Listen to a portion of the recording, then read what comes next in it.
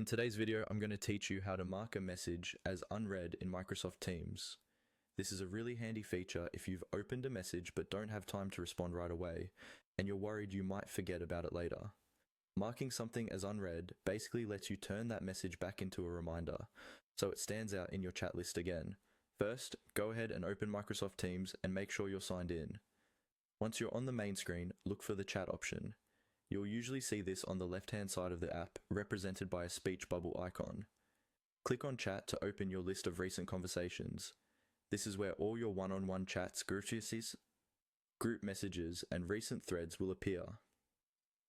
Take a moment to find the conversation that contains the message you want to mark as unread. It could be a direct message from a colleague, a group chat, or any other thread in that list. Once you've located the right chat, hover your mouse over it or simply look to the right side of that conversation entry. You should see 3 small dots, often called the More Options menu. Click on these 3 dots.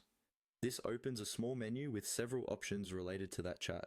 Depending on your version of Teams, you might see options like pin, mute, or hide. Among these, look for the option that says Mark as Unread. Go ahead and click on Mark as Unread. As soon as you do this, Teams will treat that conversation as if it has a new message you haven't seen yet. You'll notice that the chat becomes bold again in your list, and you may also see an indicator showing there's an unread message. This visual cue helps you remember to come back to that conversation later and respond when you're ready. This is especially useful for staying organized when you're multitasking or getting lots of messages at once. Instead of trying to remember everything mentally, you can quickly mark important chats as unread and use your chat list as a to-do list.